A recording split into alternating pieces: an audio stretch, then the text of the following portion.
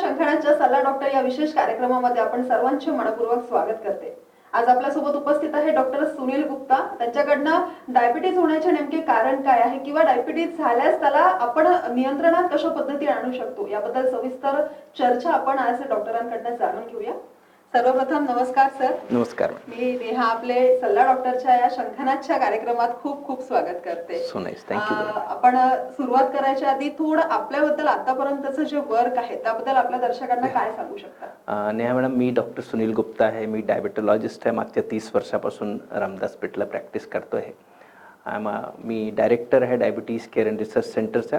त्याच्याशिवाय मी national president आहे, राष्ट्रीय अध्यक्ष आहे एक मधुमेह आणि गर्भावस्था त्याची एक ऑर्गनायझेशन आहे, त्याचं नाव आहे DIPSI, diabetes in pregnancy study group in India.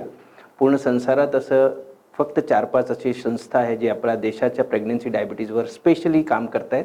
त्याच्यातली ही एक संस्था डिप्सी आहे, त्याच्या मी राष्ट्रीय अध्यक्ष आहे सध्या 21-22चा।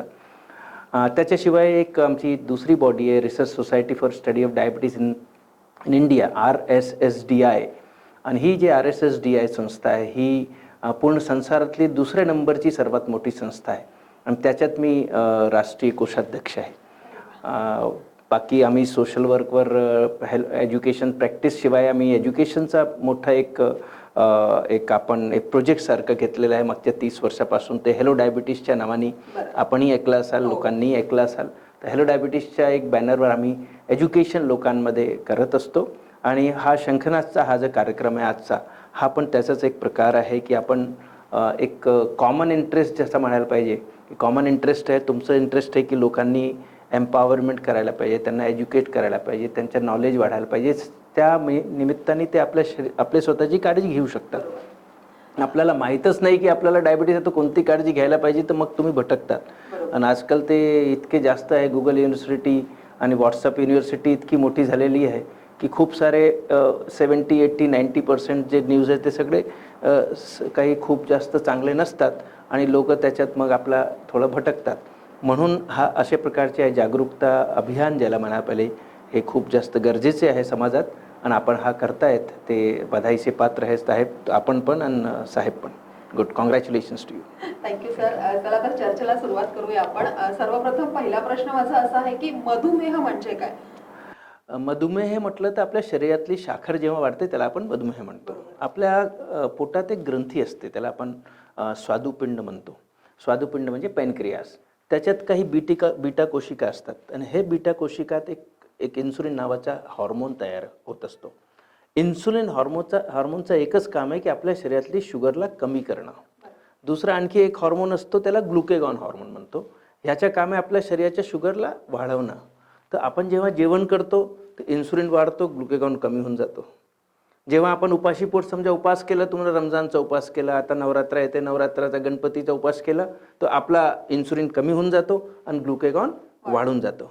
तर ही जी प्रक्रिया आहे इन्सुलिनचा वाढणं जेवण आपण करतो तेव्हा आणि ग्लुकेगॉनचं कमी होणं, या प्रक्रिया डिस्टर्ब होऊन जातात। म्हणजे आपल्या शरीरातली बीटा कोशिका जे आहे स्वादुपिंड त्याच्यात असलेले ते खराब होऊन जातात। ते इन्सुलिन जसं बनवायला पाहिजे तसं बनत नाही आणि बीटा सेल डिसीजमुळे इन्सुलिन कमी बनतो। ते एक प्रकार म्हणजे इन्सुलिन जसं पाहिजे तसं बनत नाही। समजा तुम्ही एक पोळी खाल्ली किंवा एक प्लेट आपण पोहा खाल्ला, तर ते पोहा खाल्ल्यानंतर आपल्या शरीरात एक इन्सुलिन इतक्या प्रमाणात वाढायला पाहिजे, एक पर्टिक्युलर अमाऊंट, ते तितकं वाढत नाही। आणि जे ग्लुकेगॉन जे कमी व्हायला पाहिजे तो बरोबर कमी नाही होत। हे दोन्ही प्रकारचे गडबड त्याला अल्फा सेल डिसीज आणि बीटा सेल डिसीज असं आपण म्हणतो। ते त्याच्यामुळे आपल्या शुगर वाढून जातात। त्याच्यात एक नेहा आणखी प्रकार आहे, ते महत्त्वाचे आहे, ते लोकांना पुष्कळदा माहीत नसते। आपल्या शरीरात जेव्हा इन्सुलिन तुम्ही पहिला घास घेतला ना आपल्या तोंडात, तेव्हापासूनच इन्सुलिन बनणं सुरू होऊन जात असतो। इतकं छान प्रक्रिया ते ईश्वराने बनवून ठेवलेली आहे की तुम्ही पहिला घास घेतला तिथून इन्सुलिन बीटा सेल बनवणं सुरू करतो, म्हणजे सिक्रीट करणं सुरू करतो। आता काय असते, इन्सुलिन आल्यानंतर पहिल्या इन्सुलिन रिसेप्टरला भेटतो। जसं मी शंखनादला आलो या ऑफिसमध्ये, त्या शंखनाला तुम्ही मला आल्यानंतर रिसीव्ह केला, तसंच इन्सुलिन जर तुम्ही मला रिसीव्ह केलं नसतं तर हा काही कार्यक्रम झाला नसता आणि मला भेटायला भेटलं नसतं श्रोतांशी। तर हा जे रिसेप्शनवाला प्रकार आहे, इन्सुलिन जेव्हा निघतो बीटा सेलून, it is being received by the receptors. ते यांना आपण रिसेप्टर म्हणतो आणि ह्या जे रिसेप्टर्स आहे आपल्या फॅटमध्ये असतात, आपल्या लिव्हरमध्ये असतात, पूर्ण शरीरात पसरलेले असतात. तर इन्सुलिन पहिले काय करतो, रिसेप्टरला भेटतो. रिसेप्टरला भेटल्यानंतरच तो आपल्या जे शरीरात जे ग्लुकोज तयार होतो जेवणानंतर, त्या ग्लुकोजला घेऊन तो फॅक्टरीच्या आतमध्ये जातो. फॅक्टरी म्हणजे काय, आपल्या शरीराचे जे सेल्स असतात तिथे आतमध्ये जाऊन मग तो इन्सुलिन ते किल्लीचं काम करतो. किल्लीने तो दार उघडतो. दार उघडलं की आपली ग्लुकोज इन्सुलिन तिथून निघून फॅक्टरीच्या आतमध्ये जाते. म्हणजे इन्सुलिनचं काम काय आहे, ग्लुकोजला सोबत घेणं, रिसेप्टर पहिले रिसेप्टरवर बसणं, त्याच्यानंतर बसून तो ग्लुकोजला आपल्या फॅक्टरीमध्ये आतमध्ये घेऊन जाणं. एकदा त्यांनी कुल्लीने उघडून फॅक्टरीमध्ये ग्लुकोज गेली, मग तिथे ऊर्जा तयार होते. आता ग्लुकोज जर काही कारणामुळे समजा इन्सुलिन कमी झालं तर तसंही तो ग्लुकोजला कॅरी करून फॅक्टरीमध्ये जाणार नाही आणि ग्लुकोज आपल्या रक्तात वाढत जाईल. दुसरं, इन्सुलिन आहे पण रिसेप्टर काम नाही करून राहिले तर काय होईल, तो व्यवस्थितपणे कॅरीच नाही होणार. इन्सुलिन कॅरी नाही झालं तर परत तो इन्सुलिन आपल्या फॅक्टरीच्या गेट उघडणार नाही. तर डायबिटीजमध्ये 2 डिफेक्ट असतात. 1, insulin is not being produced. दुसरं, इन्सुलिन इज देअर पण तो बरोबर काम करत नाही. मी नेहमी त्याचं एक्झाम्पल देत असतो मराठीत जर म्हटलं तर. एक लवंगी मिरची पाहिली आहे तुम्ही, आणि दुसरी शिमला मिरची पाहिली आहे. जेव्हा आपला जन्म झाला तेव्हा आपला इन्सुलिन डायबिटीज व्हायच्या पहिले आपला जे इन्सुलिन जे होतं तो लवंगी मिरचीसारखं होतं, तिखं होतं, रिसेप्टर पण होते, इन्सुलिन पण बनवतं. मग हळूहळू जसं जसं वजन वाढत गेलं तर हे जे रिसेप्टर काम करणं त्यांनी बंद केलं. रिसेप्टरनी काम करणं बंद केलं म्हणजे जे आपला लवंगी मिरचीवाला इन्सुलिन आहे तो आता शिमला मिरची झाला. त्याच्या साईजही वाढला. जसं जसं तुमच्या लवंगी मिरचीचं साईज वाढते, शिमला मिरची होतात, तसं तसं इन्सुलिन रिसेप्टरच्या काम करण्याची क्षमता कमी होऊन जात असते आणि तो इन्सुलिन बरोबर काम करत नाही. अशा लोकांनी जसं फक्त एक्सरसाइज केलं, चांगलं वॉकिंग केलं, वजन कमी केलं, डाएट कंट्रोल केला की पटकन आपली शुगर मग कमी होणं सुरू होते. इन्सुलिन वाढत नाही, इन्सुलिनचे काम करण्याची क्षमता वाढते. म्हणून प्रत्येक मधुमेहींनी हे प्रण करायला पाहिजे की मी डाएट कंट्रोल पण करेन प्लस एक्सरसाइज पण करेन. तुम्ही म्हणाल मी फक्त गोड बंद करून देईन आणि मी आरामात बिस्तरवर बसेन तर काम होणार नाही. तुम्हाला एक्सरसाइज पण तितकीच करावं लागेल, वजन कमी करावं लागेल. मग हे उरलेले जे रिसेप्टर्स आहे, जे पॅसिव्ह झालेले, झोपलेले आहे, त्यांना आपण जागीत आणणं खूप जास्त गरजेचं असतो. तेव्हा डायबिटीस कंट्रोल होतो, अदरवाईज होत नाही. तर हा आपला बहुतेक मी चांगल्या साध्या भाषेत सांगितलं आहे की इन्सुलिन डायबिटीस का होतो. आणि जेव्हा हे शुगर वाढते, आता आपण बोललो की आता समजा बीटा सेल डिसीज झाली, आता समजा की रिसेप्टर काम नाही करून राहिले, शुगर वाढून गेली, 180च्या वरती गेली रक्तात शुगर की ते लघवीहून येणं सुरू होते. ठीक आहे, म्हणजे एनर्जी पण तयार नाही झाली आणि लघवीहून आपली ग्लुकोज बाहेर निघते. म्हणजे समजा तुम्ही 3 पोळ्या खाल्ल्या जेवणामध्ये, त्याच्यातले 1 पोळी ते उपयोगाली यूज झाली एनर्जीसाठी, बाकी 2 आपले लघवीहून शुगरच्या मानाने बाहेर निघून जाते. म्हणून पेशंट म्हणतो साहेब मी जेवण तर चांगलं करतो, मला भूकही चांगली लागते, तहान पण लागते, तरी पण माझं वजन कमी होऊन राहिलं. डायबिटीजमध्ये हे लोकांना प्रत्येक वेळी, आता 2 प्रकारचे त्याच्यात डायबिटीज असतात. एक असते की ज्याच्यात वजन वाढते, वजन कमी नाही होत, आणि दुसरं असतो की जसं शुगर तुमची उपाशी पोट 250, जेवणानंतर 300-350 आपल्याला कोणी माणूस येऊन सांगतो साहेब बाकी काही नाही, सगळं व्यवस्थित आहे, म्हणजे काय दुसरा काहीच त्रास नाही, फक्त मागच्या 6 महिन्यात मला 4-5 किलो कसं काय वजन कमी झालं मला माहीतच नाही, आणि वजन कमी झालं म्हणून मी चेक केलं तर शुगर 400 निघाली. तर हा जे प्रकार आहे वजन कमी होण्याचा, हा प्रकार याच्यासाठी होत असतो की आपण जे खात असतो ते आपल्या लघवीमध्ये ग्लुकोजच्या मानाने वेस्ट होऊन जाते. Because you don't have enough insulin, neither you have enough receptor to take this insulin to the factory. खूप छान उदाहरण देऊन, म्हणजे सर्वसाधारण लोकांना हे कळेल असं उदाहरण देऊन तुम्ही मधुमेह म्हणजे काय याचं खरंच खूप सुंदर विस्तार केलेला आहे. माझा दुसरा प्रश्न असा आहे की रक्तात साखरेचं प्रमाण किती असावं?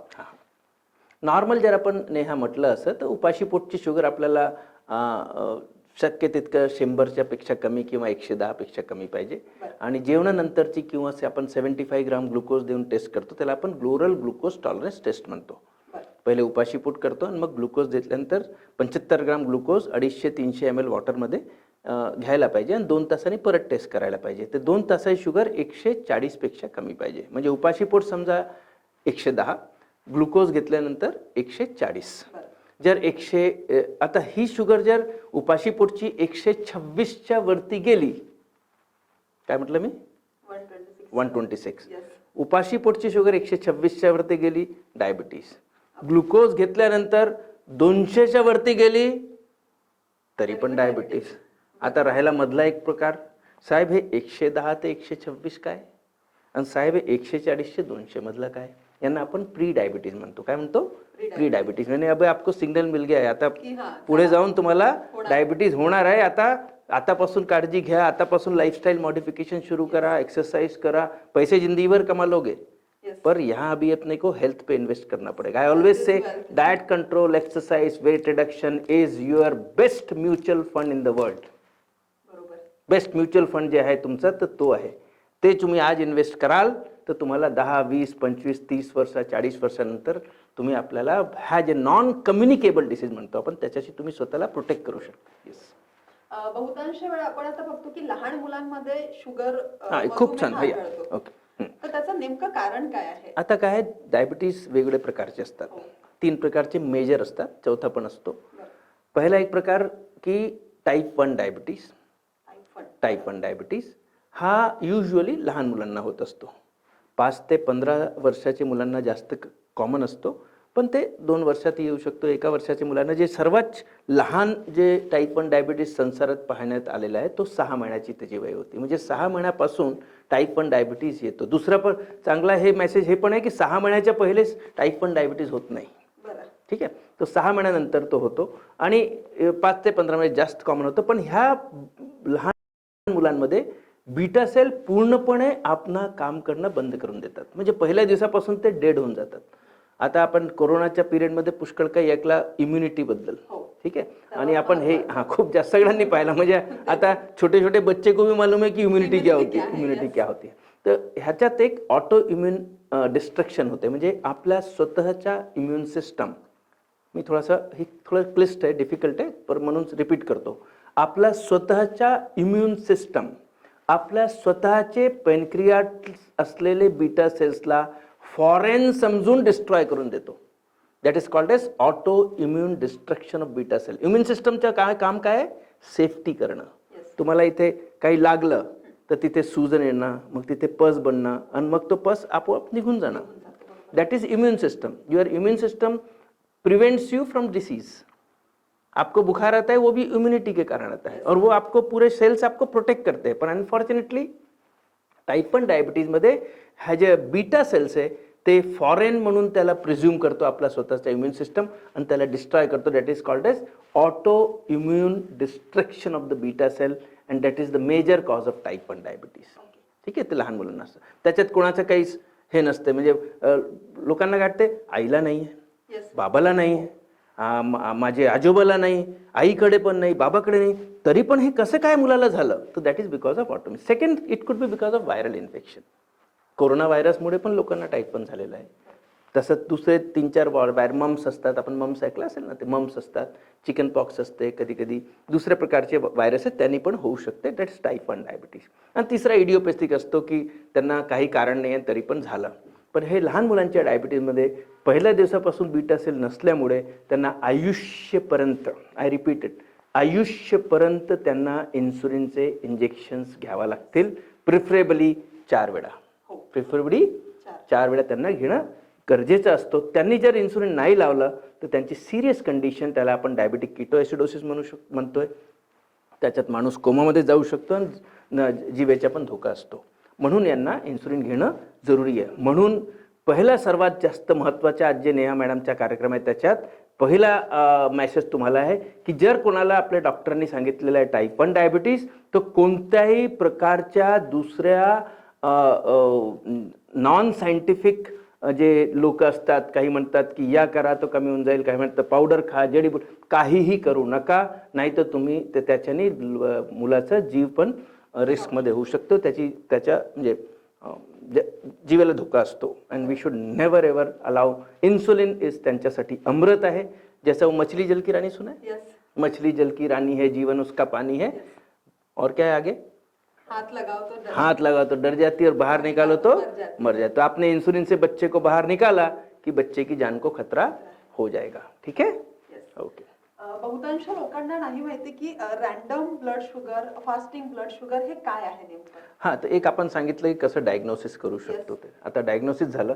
फास्टिंग ब्लड शुगर ज्या लोकांना आता खूप हा पण सिंपल प्रश्न नाही, म्हणजे हा सोपा प्रश्न नाही आहे. प्रत्येक माणसाचे टार्गेट्स इंडिव्हिज्युअल असतात. समजा आपल्याकडे एक खूपच लहान मुलगा आहे, समजा 2-3 वर्षाचा. त्याच्यात मला उपाशीपोट समजा 120 ही राहिली, 130 ही राहिली, 140 ही राहिली चालते. जेवणानंतर शुगर 180, 200 ही राहिली चालते. कारण लो शुगर रेट त्या बाळाला त्रास देईल. त्याला बिचाऱ्याला सांगता नाही येत, काही बोलता नाही येत, त्याला लो शुगर होऊ नये. तसंच एखादा 70-75 वर्षाचा कोणी माणूस आहे आणि त्यांना समजा जर शुगर झालेली आहे, तर त्यांचे पण शुगर आम्ही उपाशीपोट 140 पर्यंत ठेवतो. जेवणानंतरच्या 2 तासाची शुगर, जेवणानंतर 2 तास म्हटलं तर पहिला घास घेतला तिथपासून तर 2 तास. लोकांना ते पण माहीत नाही आहे की कुठून 2 तास करायला. जेवणानंतर 2 तास मोजायचं की मधल्यापासून घ्यायचं की कोणतं? तर पहिला घास घेतला तिथून 2 तासची शुगर 200 पर्यंत चालू शकते. 180-170 ठेवलं तर बरं आहे, पण त्यांना लो शुगर होऊ नये. तसंच काही लोकांना समजा पहिले हार्ट अटॅक आलेला आहे, म्हणजे हृदयाघात झालेला आहे, कोणाला स्ट्रोक म्हणजे पॅरालिसिसचा अटॅक झालेला आहे लकवाचा. तसंच कोणाला जर एखादा बायपास सर्जरी, एंजिओप्लास्टी झालेली आहे, असे लोकांना किंवा किडनीचा प्रॉब्लेम आहे, असे लोकांना आम्ही कोमॉर्बिड कंडिशन म्हणतो, म्हणजे डायबिटीजसोबत दुसरे दुष्परिणाम किंवा कॉम्प्लिकेशन. तर ह्या ज्या लोकांना असोसिएटेड कॉम्प्लिकेशन असतात त्यांना पण खूप स्ट्रिक्ट शुगर आम्ही कंट्रोल करत नाही. आम्ही म्हणतो अच्छा बा तुला एक आता अटॅक आला, तू खूप जास्त नाही पण 120-110 पर्यंत ठेव, 100च्या पेक्षा 90च्या पेक्षा कमी जाऊ देऊ नये. जेवणानंतरची शुगर पण 200च्या वरती नको जाऊ दे, पण 120 पेक्षा कमी पण नको ठेव, 120 ते 180 पर्यंत ठेव, असा हा target. So target also changes from one person to another. Yes. ठीक है, समझ लेंगे. हो. तो एक ते महत्वाचं. दूसरा, जे लोग एकदम बिल्कुल साफ सुथरे, नेहा मैडम जैसा एकदम यंग है, उनको अभी डायबिटीज, उनके किसी उम्र के किसी व्यक्ति को डायबिटीज हुआ, समझो 30-40 साल में, बढ़िया everything is normal, no blood pressure, no heart का प्रॉब्लम, काही दुसरे परिणाम गडबड नाही, त्यांना आम्ही थोडासा टाईट घेतो. नाही टाईट, तुम्ही उपाशी पोटची शुगर काहीही करून 120 पेक्षा जाऊ देऊ नका. जेवणानंतर शुगर 140 जास्त असते 160 पर्यंत ठेवा. एक ॲव्हरेज शुगर असते, त्याला आपण HbA1c म्हणतो. काय म्हणतो? HbA1c. Glycosylated haemoglobin A1c. यांनी आपल्याला मागच्या 3 ते 4 महिन्याची औषध शुगर मिळते average. Okay. Fasting post meal एक झालं, पण त्याला सपोर्ट पाहिजे. आता काय असते, लोक पण खूप हुशार असतात. आता गुप्ता सरांकडे जायचं आहे, नेहा मॅडम आता सोबत येत आहे, तर ते काय करणार, 2 दिवसापासून एक्सरसाइज करतील, पथ्य पाळणार, औषधं वगैरे. काही लोक तर एक्स्ट्रा घेऊन घेतात. म्हणजे आपला रिझल्ट चांगला दाखवायचा ना, ज्या परीक्षेत आपण जातो तर 2 दिवसापासून अभ्यास करतो, तसं ते अभ्यास करून चांगलं पेपर द्यायला येतात तिथे. शुगर पहा सर आमचा 90 आणि 120, डॉक्टर ही खुश है था, बिचारी वो नेहा गई अपनी रिश्तेदार बन के, वो भी खुश हो गई. मग आम्ही काढतो HbA1c आणि त्याच्यात तो 9 दिसते, 10 दिसते. काय रे बा काय झालं? नाही सर मध्ये ना लग्न होता. 1 महिना आधी मी लग्नात खूप खाल्लं, मग मध्ये दिवाळी आली, मग मध्ये रक्षाबंधन आला, मग ते तर हा जे प्रकार आहे. मध्ये काय झालं डॉक्टर साहेब, तिथे आमच्याकडे ना गोळ्या मिळत नव्हती, मी ना मध्ये 20 दिवस बंदच ठेवलं होतं. तर हा जे प्रकार आहे, त्याच्याने तुम्हाला ॲव्हरेज शुगर, तर तुमचा फास्टिंग पोस्ट मील तर कंट्रोल घरी राहायला पाहिजे. प्रत्येक मधुमेहिनी श्रोतांकडे हे ऐका व्यवस्थितपणे, प्रत्येक मधुमेहिनीच्या घरी ग्लुकोमीटर होणं आवश्यक आहे. डायबिटीज झालं की पहिला काम ठप्पा मारून पहिले ग्लुकोमीटर घ्या. जसं तुम्ही कोविडमध्ये कसा पल्स ऑक्सिमीटर घेऊन घेतला, थर्मामीटर घेऊन घेतला. आणि पल्स ऑक्सिमीटर बद्दल मला वाटत नाही आपल्याला कोणाला माहित होतं कोरोनाच्या पहिले. कोणाला डॉक्टरांच्या फक्त ICU मध्ये राहायचं, आमच्या क्लिनिकमध्ये पण कधी ठेवत नव्हतो, परंतु लोकांना आता माहीत पडलं. तसंच प्रकारे आपण ग्लुकोमीटर ठेवणं जरुरी आहे. जर आपल्याला काही औषधं चालू नाही, फक्त तुम्ही डाएट कंट्रोल आणि एक्सरसाइजही समजा करून राहिले, औषधं नसेल तरी पण तुम्ही 15 ते 20 दिवसात, 10 दिवसात एकदा टेस्ट करायला पाहिजे. जर तुम्हाला गोळ्या चालू असेल तर तुम्ही ॲटलिस्ट आठवड्यात एकदा उपाशीपोट जेवणानंतरची टेस्ट करायला पाहिजे. आणि जर समजा इन्सुलिन असेल तर एका वेळचा इन्सुलिन राहते, कधी 3-3, 4-4 वेळा इन्सुलिन राहते. एका वेळचा इन्सुलिन राहिला तर ॲटलिस्ट रोजची एक टेस्ट करायला पाहिजे. 1 दिवस उपाशीपोट, 1 दिवस जेवणाआधी, 1 दिवस जेवणानंतर, 1 दिवस रात्री जेवणाआधी, 1 दिवस रात्री जेवणानंतर, असं वारंवार टेस्ट करून त्याचा चार्ट बनवून ठेवायला पाहिजे. म्हणजे आपण जसं मॅडम पुष्कळदा असं एक्झाम्पल द्यायचं असतं, आमचे मॅडम आहेत ते डायटिशियन आहेत, ते एक्झाम्पल कसं येतात की जसं आपण टेस्ट करतो ना, जेवण करताना नमक बरोबर आहे की नाही आहे, मिरची बरोबर आहे की नाही आहे, आणि मग आपण सांगतो हा आता बरोबर झालाय जेवण. हा, तर त्याप्रमाणेच आपण आपली शुगर आपण गोळ्या खाऊन राहिलो किंवा इन्सुलिन घेऊन राहिलो, तर आपलं हे पाहणं जरुरी आहे की आपली शुगर कशी आहे. आणि ज्या लोकांना 3-4 वेळा इन्सुलिन असतं त्यांना आम्ही सांगतो मी कमीत कमी 2 ते 3 वेळा रोजच टेस्ट व्हायला पाहिजे पूर्ण वर्ष. आणि मध्ये तुम्ही ॲव्हरेज शुगर करा आणि त्याला मग मॅच करा की तुमची फास्टिंग पोस्टपोनची टार्गेट्स आहे ते आणि HbA1c टार्गेट. HbA1c टेस्ट आपण ऑन अन ॲव्हरेज 7 पेक्षा कमी ठेवायला पाहिजे. यंग लोकांनी 6.5 पेक्षा कमी, जनरल लोकांनी 7 पेक्षा कमी, खूप लहान मुलं असतं किंवा एल्डरली लोक विथ कोमॉर्बिडिटी जे सांगितलं त्या लोकांनी 7.5 पर्यंत चालते, कधी कधी 8 पर्यंत चालते. समजलं? तर HbA1c is also equally important. खरंच म्हणजे जे समजवण्याची जी तुमची प्रवृत्ती आहे खरंच म्हणजे दर्शकांना पण आवडेलचा प्रश्नच नाही आहे. विषय खूप आहे. मधुमेह हा एक छोटा टॉपिक नसून अफाट टॉपिक आहे. कुठेतरी आपण आपल्या वेळेची मर्यादा लक्षात घेता एक शेवटचा एक संदेश म्हणून तुम्ही शंखानाच्या दर्शकांना किंवा सगळ्या दर्शकांना काय देऊ शकता मधुमेहाबद्दल? पहिला खूप महत्त्वाचा नेहा मॅडम लक्षात ठेवा, मधुमेह याला आम्ही आजार म्हणून म्हणत नाही.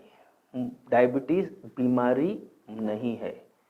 यदि बीमारी बोलोगे तो आप जिंदगी भर के लिए रोगी बन जाओगे, बीमारी भर के जिंदगी भर के लिए बीमार आगे. एकदा मधुमेह आपल्या घरी आला की तो नेहमीसाठी आपल्यासोबत असतो. आता जसं मी हमेशा बोलतो, जसं आपल्याकडे आपल्या घरी 2 बाळ आहेत, आपण समजून घ्यायचं की आपले 3 बाळ आहेत. एक बाळ आपला डायबिटीज नावाचा आलेला आहे, त्याची तुम्ही व्यवस्थितपणे काळजी घ्याल.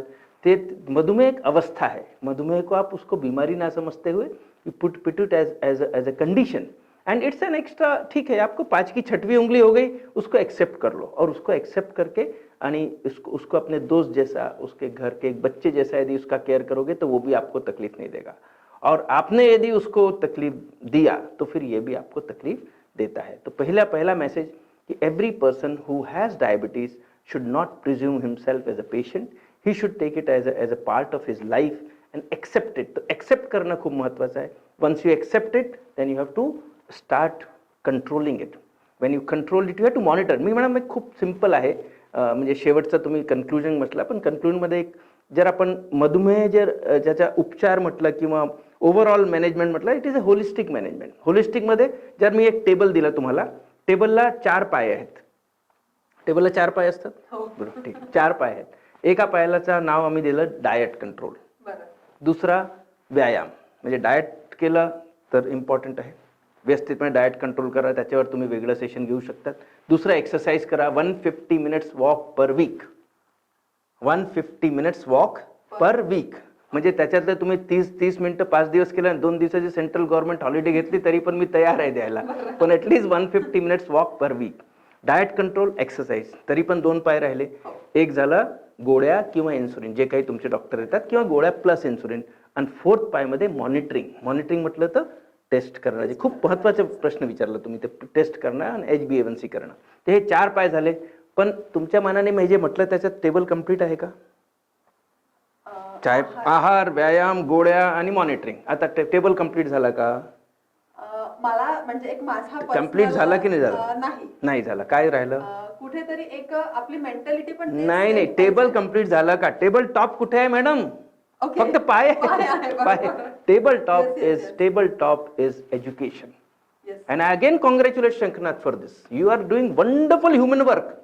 See, आजच्या समाजात ते पैसे हे ते सगळं सोडा, पहिले लोकांचा एम्पावर करा. Good quality knowledge. If you empower people, लोकांना गैरसमज त्यांच्या डोक्यातला काढा, त्यांना जर एव्हिडन्स बेस्ड चांगला नॉलेज दिला तर आपल्या जे देशात, I always say it is the ignorance which is most important culprit.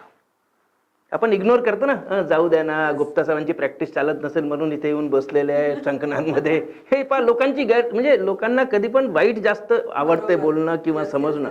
तर इट इज म्हणून कशाला टेस्ट करायचं? अरे मी म्हटलं डोळ्याची एकदा वर्षात टेस्ट करा, किडनीची टेस्ट करा, हार्टची टेस्ट करा, ब्लड प्रेशर चेक करा, कोलेस्ट्रॉल चेक करा, थायरॉइड टेस्ट करा.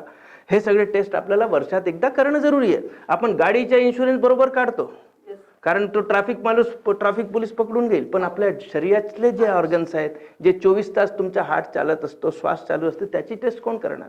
तर त्याचे वर्षात एकदा टेस्ट करा.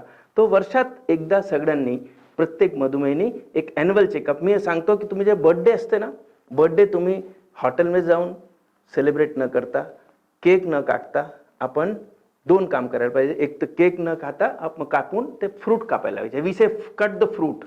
आता पपई मिळते, तरबूज खरू मिळते, cut the fruits, a good message for you.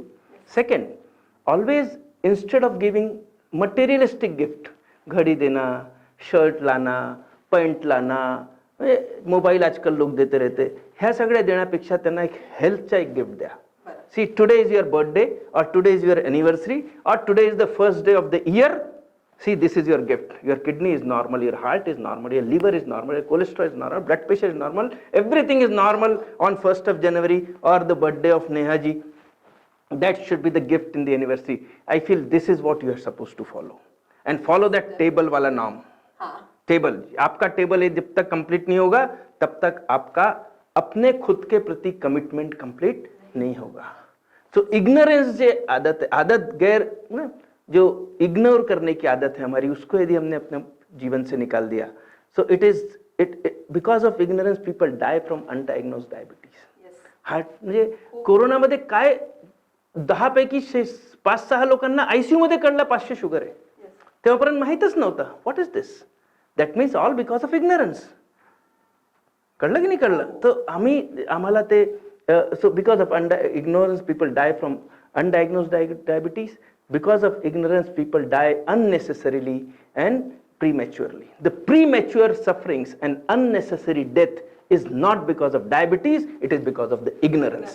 So आपली जे ignorance ची सवय आहे त्याच्यातून बाहेर निघा, स्वतः जागरूक व्हा, स्वतःची काळजी घ्या. जर असं ठेवलं तर तुम्हाला डायबिटीस कधीच त्रास देणार नाही. आय फील माझा मेसेज थोडासा लांब होता, पण I feel that is what is important for this society. Thank you very much your patience. Thank you sir.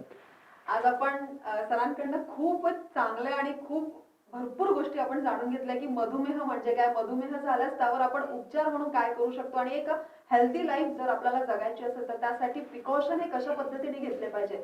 तर खरंच खूप छान कम्युनिकेशन, खूप छान संवाद झाला आहे आज सल्ला डॉक्टर या कार्यक्रमाअंतर्गत सर. तर आज आपण इथेच थांबूया, पुन्हा बघूया नवीन कार्यक्रमासह, नवीन व्यक्तींसह. तोवर बघत राहा शंखनाद न्यूज. नमस्कार.